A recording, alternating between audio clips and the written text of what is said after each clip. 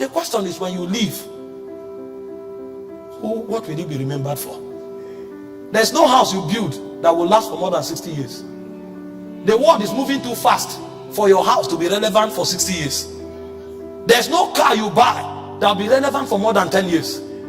There's no money you have in any account that can exist beyond 2 generations. And so the question is, when you leave, what will you find about you? The only thing that can live with about you forever are the immortal things you pick from the presence of God. Because everybody who goes there carries something.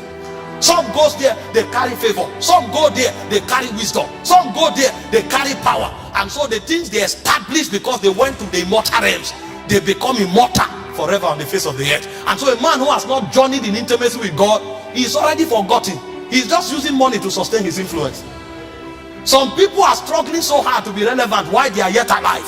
Some men have died and they cannot be forgotten because of where they went to and the things they taught. Do you think you call your child David because you love the name David? No, you don't love David. That name has no meaning to you. It is because of who bore it and who he became in God. And so when you call your son David, you are actually reminiscing on the immortality of a man who has walked with the Spirit.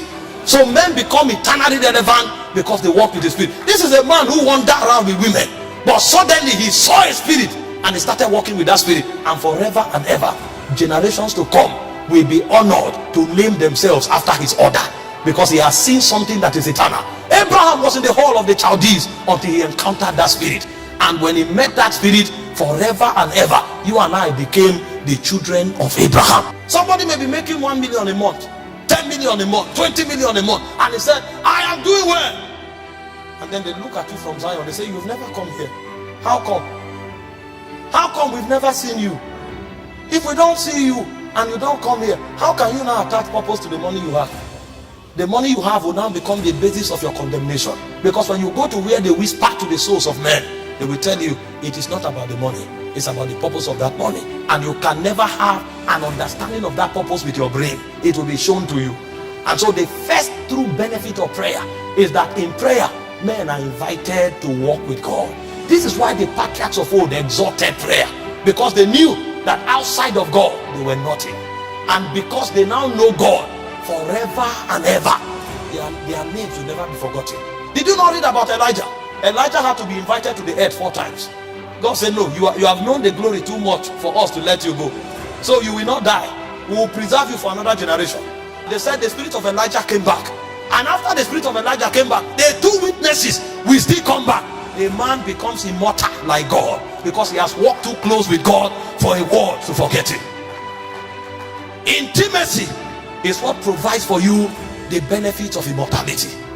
No matter the money you have, no matter the position you occupy, you will be forgotten unless you touch something that comes from the spirit that is eternal. And so the first benefit of prayer is intimacy. Men of old were wise. They gave their all to prayer.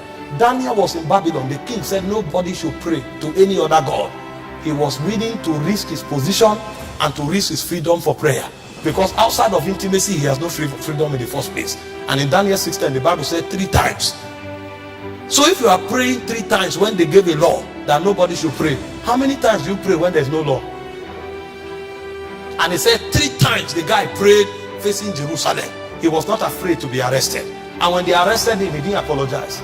I'd rather be nothing with prayer than to be everything outside of prayer. Because with prayer I have God, outside of prayer I have nothing. These men knew these things and they were willing to give their lives for it. And so the first benefit of prayer is a walk with God. And the reason is simple. Your walk with God makes you immortal. Every other thing you touch will ebb away with time, but the things you pick from the realm of God, they will outlive you.